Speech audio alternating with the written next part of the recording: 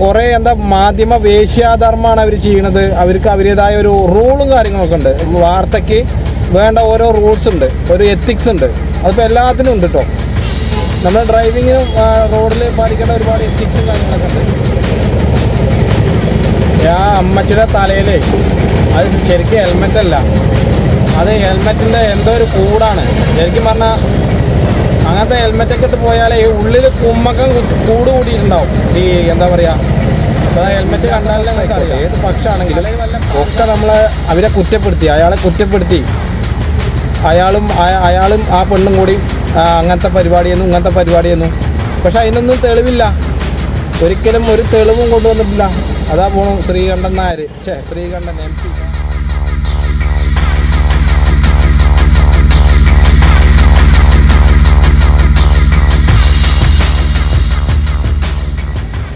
പ്രിയപ്പെട്ട സുഹൃത്തുക്കളെ നമസ്കാരം. അപ്പോൾ ഞാൻ വേറൊരു കാര്യം ചോദിക്കാൻ വേണ്ടി ഇവിടെ നിന്നാട്ടോ.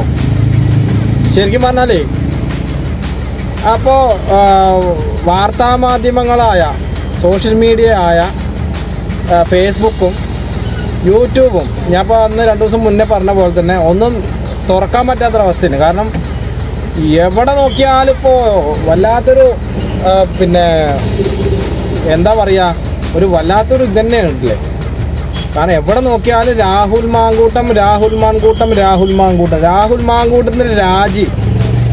മാങ്കൂട്ടം രാജിവെക്കണം, കോൺഗ്രസിൻ്റെ നേതൃത്വം എന്തൊക്കെ പറഞ്ഞിട്ടുള്ള കാര്യങ്ങളാണ് ഇപ്പോൾ മൊത്തത്തിൽ നടന്നുകൊണ്ടിരിക്കുന്നത് നമ്മുടെ കേരളത്തിൽ.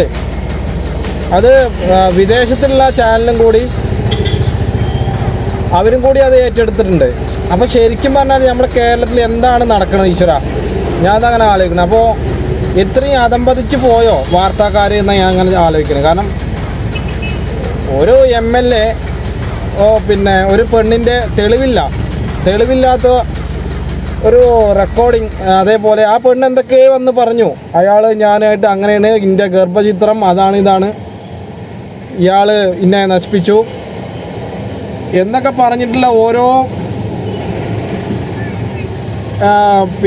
തെറ്റിദ്ധരിപ്പിക്കുന്ന വാർത്താമാധ്യമക്കാർക്ക് കൊടുത്തു.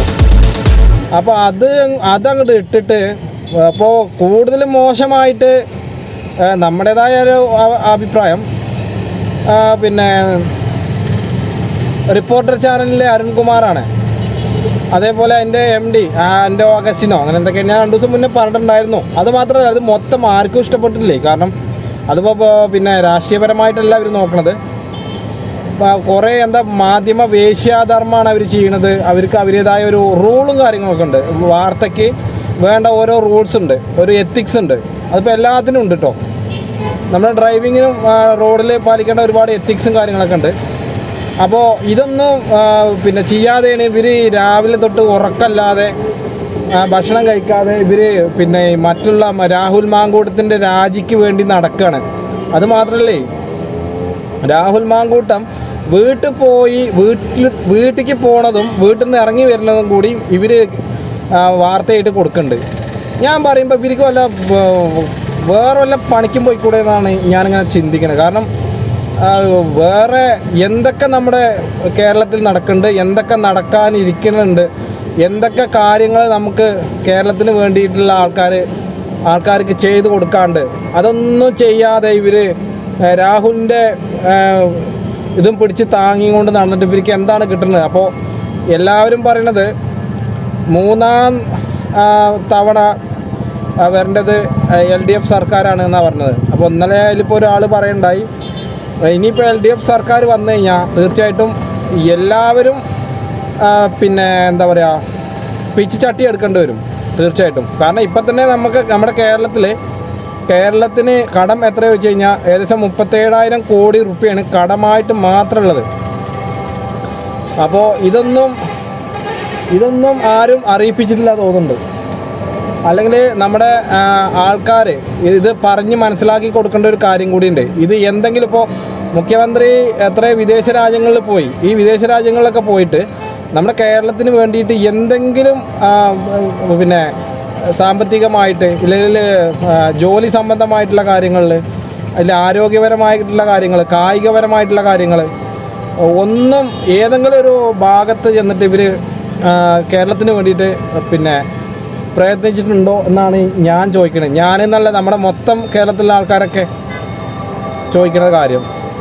അപ്പോൾ മൂപ്പരെ കാര്യം മാത്രമാണ് വലുത്. മൂപ്പര് കുറേ പൊട്ടന്മാരായ ആൾക്കാരുണ്ട് ഇതിൽ. കാരണം കുറേ പൊട്ടന്മാർ, അവർക്ക് വല്ല ഉപകാരം ഉണ്ടോ എന്ന് എനിക്കറിയില്ല. ഉപകാരമാവില്ല, ഉപദ്രവം മാത്രമാവും തീർച്ചയായിട്ടും. എന്നിട്ടും അവർ ന്യായീകരിക്കാൻ നിൽക്കുകയാണ്. കാരണം ഇതിൻ്റെ സത്യാവസ്ഥ എന്താണെന്ന് അറിയാതെ. കാരണം നമ്മുടെ നല്ല രീതിയിൽ മുന്നോട്ട് നയിച്ചൊരു നേതാവുണ്ടായിരുന്നു. ഞാൻ അദ്ദേഹത്തെ മാത്രം ഞാൻ വലിപ്പം ആക്കി പറയല്ല, പക്ഷെ വലിപ്പത്തരം പറയേണ്ടടുത്ത് നമ്മൾ വലിപ്പത്തരം പറയണം.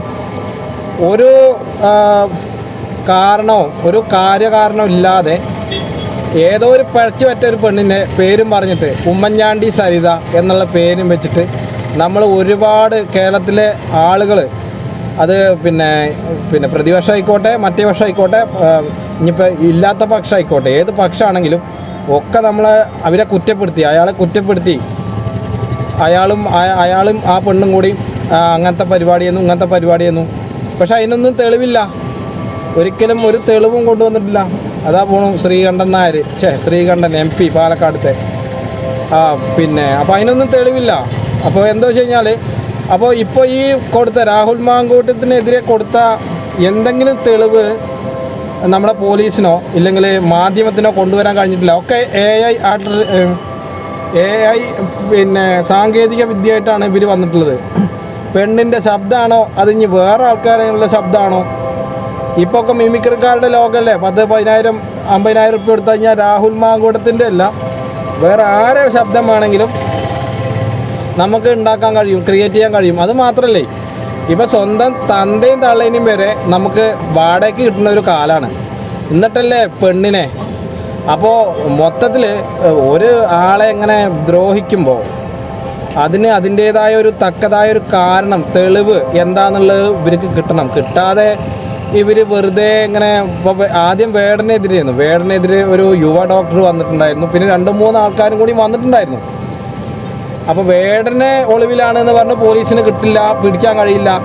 പിന്നെ കിട്ടിയതാണ് ഇത്. അപ്പോൾ അതിൽ ഇന്നലെ ഒരു ടെസ്റ്റ് ഉണ്ടായിരുന്നു. എന്താ വെച്ച് കഴിഞ്ഞാൽ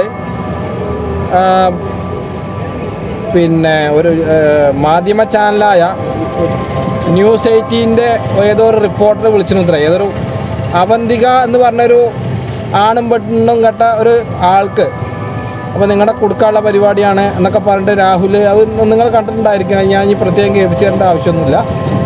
അപ്പോൾ ശരിക്കും പറഞ്ഞാൽ നമ്മുടെ കേരളത്തിൻ്റെ അവസ്ഥ കണ്ടിട്ട് മറ്റുള്ള സംസ്ഥാനങ്ങളിലൊക്കെ പുച്ഛിക്കുകയാണ്. ഇതൊക്കെ ആരാ കാരണം ചോദിച്ചു കഴിഞ്ഞാൽ ഈ സർക്കാർ തന്നെയാണ്, വേറെ ആരുമില്ല, ഈ സർക്കാർ തന്നെ. കാരണം പിന്നെ തമിഴ്നാട്ടിലും കർണാടകയിലൊക്കെ പുതിയതായിട്ട് ജനങ്ങൾക്ക് വേണ്ടിയിട്ട് ഓരോരോ വികസനങ്ങൾ കൊണ്ടുവരുമ്പോൾ ഇവിടെ മദ്യക്കുപ്പി കൊടുത്ത് ബീവറേജിൽ കൊടുത്തു കഴിഞ്ഞാൽ പൈസ കിട്ടുന്നുള്ള രീതിയിലാണ്. അപ്പോൾ ജോലിയുടെ ആവശ്യം ഇവിടെ ഇല്ല. ഇവിടെ വേണമെങ്കിൽ കുപ്പി പെറുക്കിയിട്ട് ബീവറേജ് കൊണ്ടെടുക്കുക, അതാണ് മലയാളികളുടെ ജോലി. പിന്നെ കുറേ ലോണ്, ആവശ്യമില്ലാത്ത ലോണുകളിൽ പോയിട്ട് ചാടുക, എന്നിട്ട് ആത്മഹത്യ ചെയ്യുക. ഇതൊക്കെ സർക്കാർ ഉണ്ടാക്കി വെക്കുന്നതാണ്. ഇപ്പോൾ വീണ ജോർജിനെ കാണാനല്ല, വേടനെ കാണാനല്ല, ഡോക്ടർ ഹാരിസിനെ കാണാനല്ല. ഇപ്പോൾ ആകെ കാണാനുള്ള വാർത്ത കാണുന്നത് ശരിക്കും പറഞ്ഞാൽ രാഹുൽ മാങ്കൂട്ടത്തിൻ്റെ ഫോട്ടോ മാത്രമാണ്. പിന്നെ അങ്ങനെയൊക്കെ അങ്ങോട്ടും ഇങ്ങോട്ടൊക്കെ ചൊറിയാൻ വേണ്ടിയിട്ട് VD സതീശൻ വരും, അതേപോലെ ഷാഫി പറമ്പിൽ വരും, പിന്നെ കുറച്ച് ഈ ഇപ്പോൾ ഭരിക്കുന്ന പാർട്ടിയുടെ ആൾക്കാരും കൂടി വരുന്നുണ്ട്. നമുക്ക് ഇതുകൊണ്ട് എന്താ പ്രയോജനം എന്ന് ഒരു പ്രയോജനം തോന്നുന്നില്ല. ഇങ്ങനെ പോയി കഴിഞ്ഞാൽ ഈ പറഞ്ഞ പോലെ ഈ പാർട്ടി എന്നുള്ളത് ഉണ്ടാവുമെന്ന് എനിക്ക് തോന്നുന്നില്ല. കാരണം ഒരു പെണ്ണിനെ വെച്ചിട്ട് ഇത്രയും നാടകങ്ങൾ കളിച്ചിട്ട് ഒരു തെളിവുമില്ലാതെ ജനങ്ങളുടെ മുന്നിൽ ഈ വാർത്താക്കാരെ കൊണ്ട് മാധ്യമവേശികൾക്ക് ഇത് എങ്ങനെ തന്നെ പറയാനുള്ളത്. കാരണം എന്താ വെച്ച് കഴിഞ്ഞാൽ അത്രയും മോശമായിട്ടാണ് ഈ വാർത്താക്കാർ ഇതൊക്കെ പറയണത്. ഇത് ശരിക്കും പറഞ്ഞാൽ ജനങ്ങളൊക്കെ പാടെ കൂടിയിട്ട് സുപ്രീം കോടതിയിലോ ഇല്ലെങ്കിൽ ഹൈക്കോടതിയിലൊക്കെ കേസ് കൊടുക്കാൻ വേണ്ടത്. കാരണം വാർത്താക്കാർക്ക് വാർത്തകളാണ് വേണ്ടതെങ്കിൽ അവർക്ക് ഞെട്ടിപ്പിക്കുന്ന വാർത്തകൾ, ബിഗ് ബ്രേക്കിംഗ് ആണ് ഇത്ര വേണ്ടത്. അതൊക്കെ ശരിക്കും അതേപോലെ ഇവരൊരു നാടകമുണ്ട്, റിപ്പോർട്ടർ ചാനലിൽ നാടകമുണ്ട്. ഇവരെ ഒരു ടീം വന്നിട്ട് സുജാ പാർവതി കുറേ തല്ലുവിടുക, അതേപോലെ പിന്നെ അരുൺകുമാർ കുറേ തല്ലുവിടുക, അതിൻ്റെ മലയാളി ആൻഡോ അഗസ്റ്റിന് കുറേ തല്ലുവിടുക. ഇത് കണ്ടിരിക്കണ കുറേ പൊട്ടന്മാരെ ഞാൻ പറയുള്ളൂ. ശരിക്കും പറഞ്ഞാൽ ഇത്ര വിവരമില്ലാത്തൊരു ചാനലായി മാറിയോന്നാണ് ഞാൻ അറിയാത്തത്. ബാക്കിയുള്ള ചാനലിനെ പറ്റി കുറച്ചൊക്കെ സമ്മതിക്കാമെന്ന് കരുതാം. ഇത്രത്തോളം അധംപതിച്ച് പോയോ അല്ലെങ്കിൽ അധംപതിച്ച് കൊണ്ടിരിക്കുകയാണോ? അല്ല, ഇവർക്ക് എന്തൊക്കെ കാര്യങ്ങൾ ചർച്ച ചെയ്യാണ്ട്. അന്തിച്ചർച്ചയാണെങ്കിൽ കേൾക്കാനേ വയ്യ, കാണാനും വയ്യ. അങ്ങനത്തെ ഒരു അവസ്ഥയിലാണ് ഇപ്പോൾ അന്തിച്ചർച്ച പോണത്. ഇങ്ങനെ നമ്മൾ മറ്റുള്ള രാജ്യത്തിൻ്റെ മറ്റുള്ള സംസ്ഥാനങ്ങളുടെ മുന്നിൽ കേരളം വലിയ നമ്പർ വൺ കേരളം എന്നായിരുന്നു ശരിക്കും പറഞ്ഞിട്ടുണ്ടായിരുന്നത്. ഏത് തരത്തിലായിരുന്നു എന്നാണ് ഞാൻ അങ്ങനെ ചിന്തിക്കുന്നത്. ഏത് തരത്തിൽ നമ്പർ വൺ കേരളം എന്നൊക്കെയാണ് ഞാൻ. നമ്പർ വൺ കേരളം എന്ന് പറഞ്ഞാൽ അവർക്ക് വേണ്ടിയിട്ടുള്ള ഒരു നമ്പർ വൺ കേരളമാവും. കക്കാനും കുറേ കൊള്ളക്കാരാണ് കേരളത്തിൽ. അല്ല, നല്ലവരില്ല. നല്ലവരെയൊക്കെ ഇവർ അടിച്ച് ഓടിക്കുകയാണ്, അല്ലെങ്കിൽ അവരെ കള്ളനാക്കുകയാണ്. എന്നിട്ട് ഈ കള്ളന്മാരാണിപ്പോൾ പിന്നെ നല്ല ആൾക്കാർ. അതാണ് നല്ല നമ്പർ വൺ കേരളം. പറയുകയാണെങ്കിൽ നമ്മളിപ്പോൾ നിൽക്കാതെ പറയാം, അതിൻ്റെ ആവശ്യമില്ല. തോന്നണം ഇത്രത്തോളം മതി, പോരാ, ഇനിയും പറയണം. ശരിക്കും പറഞ്ഞാൽ മനസ്സ് തുറന്ന് പറയണമെന്നുണ്ടെങ്കിൽ ലൈവിൽ വരണം. പക്ഷെ ലൈവിൽ വന്നു കഴിഞ്ഞാൽ ചിലപ്പോൾ വേണ്ടാത്തൊക്കെ നമ്മൾ പറഞ്ഞു പോകും. അങ്ങനെ എൻ്റെ ഒരു വീഡിയോ റിമൂവ് ആയിപ്പോയി. ഞാൻ ഇങ്ങനെ എന്തൊക്കെ ആവശ്യമില്ലാത്ത കുറച്ച് കാര്യങ്ങൾ പറഞ്ഞു. അപ്പോൾ അത് വളരെ റിമൂവ് ചെയ്തു, യൂട്യൂബ് തന്നെ റിമൂവ് ചെയ്തു. കാരണം എനിക്ക് തന്നെ തോന്നിയത് അത് കുറച്ച് സമയം ഓടുള്ളൂ എന്നുള്ളത്. കാരണം അത്രയും മോശമായിട്ടാണ് നമ്മുടെ കേരളത്തിൽ ഇപ്പോൾ എന്താ പറയുക, പിന്നെ കേരളത്തിലെ ആളുകൾ, പിന്നെ മാധ്യമക്കാർ, അതേപോലെ ഈ ഇവിടുത്തെ ആൾക്കാർ നടത്തിക്കൊണ്ട് പോണത്. ശരിക്കും പറഞ്ഞാൽ ഉദ്യോഗസ്ഥന്മാർ ഇപ്പോൾ കേരളത്തിൽ ED ആണ് വരേണ്ടത്. കാരണം ED വന്നു കഴിഞ്ഞാൽ ഏറ്റവും കൂടുതൽ പൈസ ഉള്ളത് പിന്നെ കേരളത്തിലാണ്. കാരണം ഇവിടെ നിയമത്തിന് ഒരു പേടിയില്ല, നിയമത്തിന് ഒരു വിലയില്ല. ഇവിടെ എന്താ വേണ്ടുള്ളൂ വെച്ച് കഴിഞ്ഞാൽ ഇവിടെ സർക്കാരിന് വേണ്ടത് പണമാണ്. ആ സർക്കാർ വേണമെന്ന് പറഞ്ഞു കഴിഞ്ഞാൽ അവർക്ക് പണം കിട്ടിക്കഴിഞ്ഞാൽ പിന്നെ ആ നിയമത്തിന് വിലയില്ലാതെ വന്നു. അപ്പോൾ പിന്നെ തെറ്റ് ചെയ്യാനുള്ളൊരു പ്രേരണ വരികയാണ്. അങ്ങനെ ചെയ്യുമ്പോൾ ഇവിടെ കൂടുതൽ ആൾക്കാർ ഇപ്പം ഇന്ന് RTO ഉദ്യോഗസ്ഥന്മാർ ഏജന്റുമാരെ കയ്യിൽ നിന്നും കാശ് വാങ്ങിയിട്ട് അതിനെതിരെ ED പോയിട്ട് ഓപ്പറേഷൻ അങ്ങനെ എന്തൊക്കെ ഓപ്പറേഷൻ വീൽന്നോ അങ്ങനെ എന്തൊക്കെ പണ്ടൊരു ഇതായിരുന്നു. പക്ഷെ ഒരു കാര്യമില്ല, അവർക്ക് പൈസ ബില്ല് കൊടുത്തിട്ടുണ്ടാവും. അപ്പോൾ അങ്ങനെ അങ്ങനെ പോയിട്ടുണ്ടാവും, EDയുടെ വഴിക്ക് പോയിട്ടുണ്ടാവും. വിജിലൻസുകാർ വന്നൊന്നും ഒക്കെ വെറും തട്ടിപ്പാണ്. ഈ ലോകത്ത് ഏറ്റവും കൂടുതൽ പറ്റിക്കാൻ പറ്റുന്നത് നമ്മുടെ കേരളത്തിലെ ആൾക്കാരാണ്. അവരെങ്ങനെ വേണമെങ്കിലും പറഞ്ഞു പറ്റിക്കുക. കാരണം നമ്മുടെ കേരളം ഭയങ്കര വിദ്യാഭ്യാസമുള്ള നാടല്ലേ, സാക്ഷരതയുള്ള ഒരു വലിയ നാടാണ്. അപ്പോൾ ഇതിനൊക്കെ ഞാൻ പറയുമ്പോൾ നിങ്ങളൊക്കെ അനുഭവിക്കാൻ ഇനി വരുന്നുള്ളൂ, കിടക്കണുള്ളൂ, ആയിട്ടില്ല. അതൊന്നും നിങ്ങളിപ്പോൾ ഇനി ഇതൊക്കെ കണ്ട് ഒക്കെ ഇതിനൊക്കെ ഈ കള്ളത്തരങ്ങൾക്ക് കൂട്ടു നിൽക്കുന്ന ആൾക്കാർക്ക് അവസാനം എന്താ ഉണ്ടാവുള്ളൂ, ഒരു പായും തലേണി ഉണ്ടാവും, ചിലപ്പോൾ ഒരു കോളാമ്പി, അത് കിട്ടി, അത്ര തന്നെ ഉണ്ടാവുള്ളൂ. അത് കഴിഞ്ഞാൽ പിന്നെ നിങ്ങളുടെ ഒരു പട്ടി തിരിഞ്ഞു നോക്കൂല, ഉറപ്പായിട്ട് ഞാൻ പറയാം.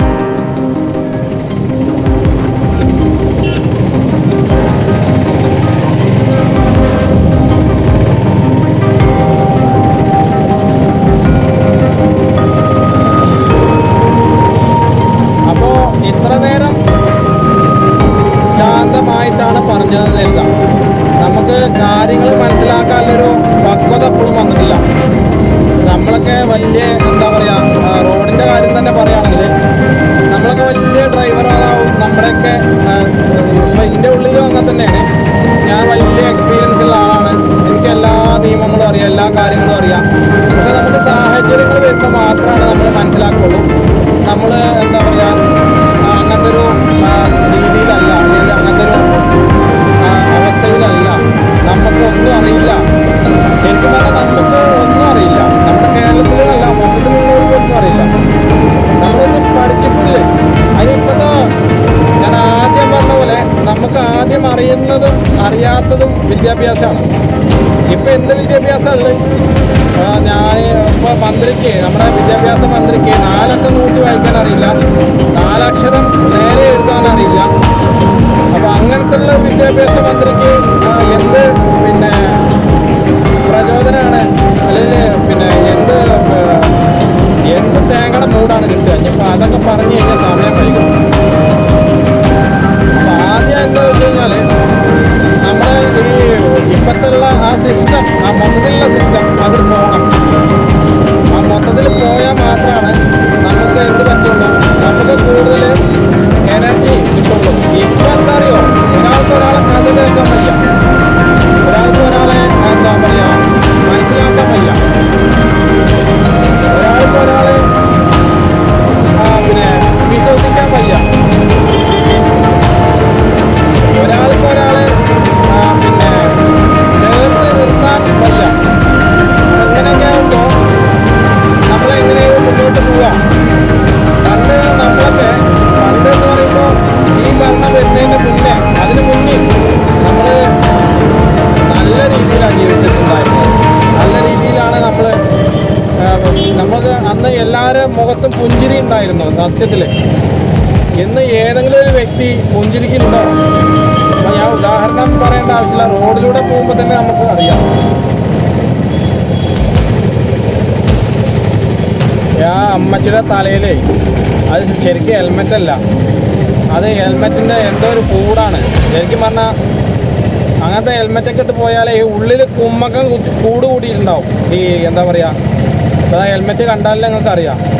അല്ലെങ്കിൽ വല്ല പഴുതാരെ എന്തെങ്കിലുമൊക്കെ പിന്നെ ഈ ചൊറിയണ ഇൻഫെക്ഷൻ വരുന്ന ഒരുപാട് ജീവികൾ അതിൻ്റെ ഉള്ളിൽ കൂട് കൂടിയിട്ടുണ്ടാവും. അപ്പോൾ അതിൻ്റെ മകനാ തോന്നുന്നുണ്ട്, പാവം.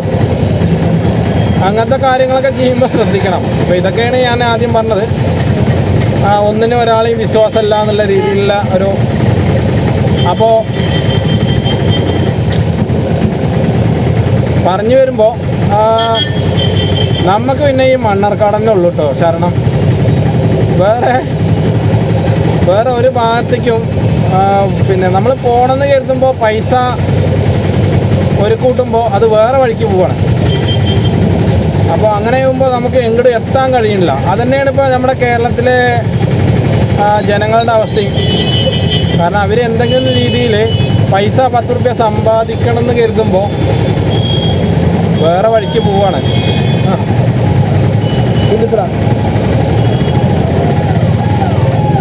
അതവിടെ ആംബുലൻസിനെ ആ പകുതി ഡ്രൈവിങ് അറിയാത്തവരും പകുതി ഡ്രൈവിങ് അറിയുന്നവരുമാണ് നമ്മുടെ റോഡിലുള്ളത്.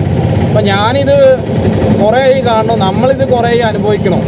ഒന്നാമത്തെ കാര്യം പറയട്ടെ, ഞാൻ മോട്ടോർ വാഹന വകുപ്പിനെ മാത്രമേ പറയുള്ളൂ. കാരണം ലൈൻ ട്രാഫിക് എന്താണെന്നുള്ളത് ഇവിടെയുള്ള ഒരാൾക്കും അറിയില്ല. ഒരാൾക്കും ഒക്കെ തോന്നിയ പോലെ പോണത്. അപ്പോൾ ഇത്രയും വണ്ടികൾ, ബസ്, കാറ്, ചില ആൾക്കാർ അതിപ്പോൾ ആംബുലൻസ് വരുകൊണ്ട് മാത്രമായിട്ട് ഇപ്പോൾ ഇത്ര അങ്ങനെ ലൈൻ ട്രാഫിക് കറക്റ്റായിട്ട് നിൽക്കുന്നത്, അല്ലെങ്കിൽ ഇതൊന്നല്ല.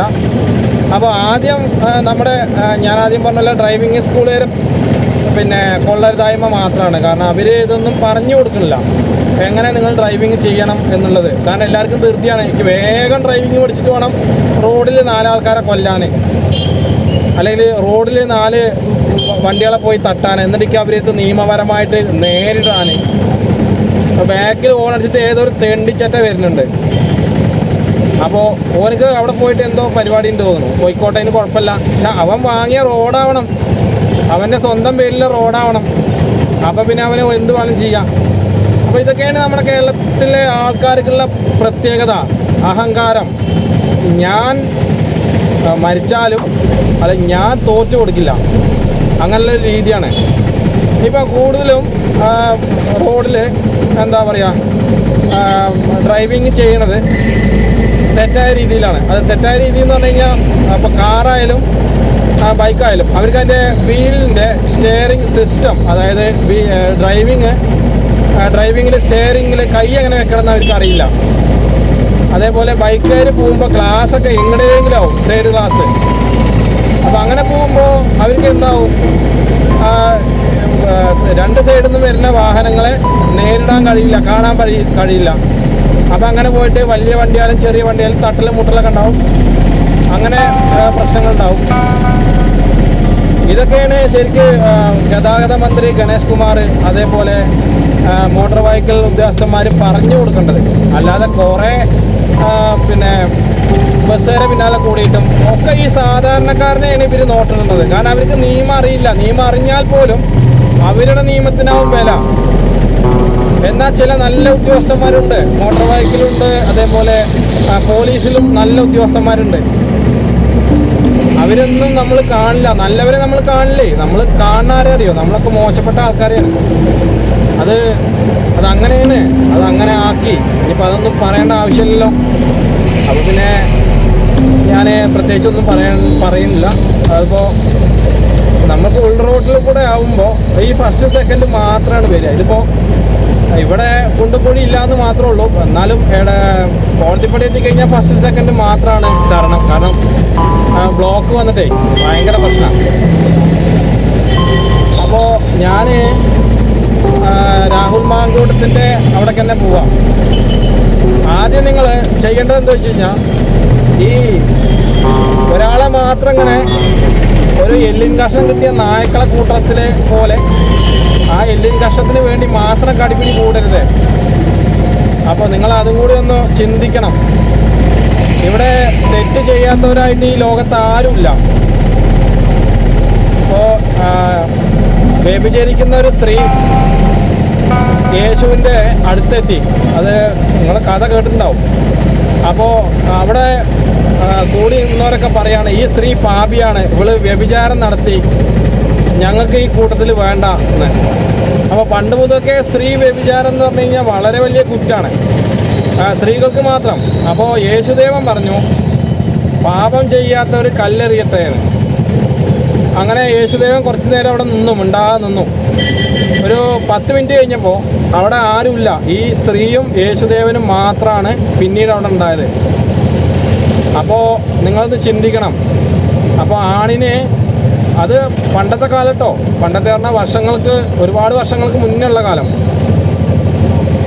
അപ്പോൾ തെറ്റ് ചെയ്യാത്തവരായിട്ട് ആരുമില്ല. അതിപ്പോൾ പാർട്ടി ബേസ് വെച്ച് നോക്കിയാൽ വെച്ചാൽ CPM-ലും BJP-യിലും കോൺഗ്രസ്സിലും ആരുമില്ല, എല്ലാവരും തെറ്റുകാരാണ്.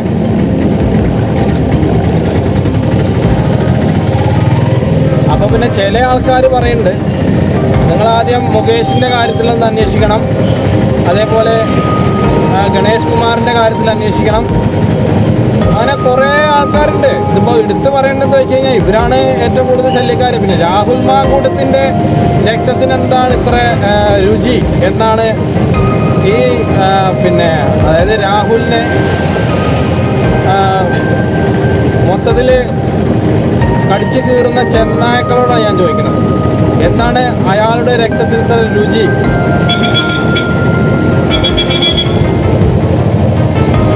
അപ്പോൾ നമുക്കിപ്പോൾ അതിൽ പറഞ്ഞൊന്നും കാര്യമില്ല. അവരെ വഴിക്ക് നിൽക്കുള്ളൂ. ഞാൻ പിന്നെ ഇതന്നെ പറയാണ്, മാധ്യമക്കാരോടാണ് എനിക്ക് പറയാനുള്ളത്. കാരണം കേരളത്തിൽ ഒരുപാട് കാര്യങ്ങൾ നിങ്ങൾക്ക് ചർച്ച ചെയ്യാണ്ട്, ഒരുപാട് ജോലിയുടെ കാര്യങ്ങൾ തന്നെ ഒരുപാടുണ്ട്. അപ്പോൾ അതൊന്നും ചർച്ച ചെയ്യാതെ നിങ്ങൾ രാഹുലിൻ്റെ ഇതും തന്നെ തൂങ്ങണ്ട. അതാണ് ഞാൻ പറഞ്ഞത്. കാരണം ഇത് മാത്രമല്ല കേരളത്തിലുള്ളത്, ഈ രാഹുൽ മാത്രമല്ല, വേറെയും ഒരുപാട് കാര്യങ്ങളുണ്ട്. അപ്പോൾ അതൊക്കെ നിങ്ങളൊന്ന് മനസ്സിലാക്കിയിട്ട് വേണം നിങ്ങൾ അത് പിന്നെ മറ്റുള്ള ആൾക്കാരുടെ മുന്നിൽ നല്ല രീതിയിൽ അവതരിപ്പിക്കാൻ.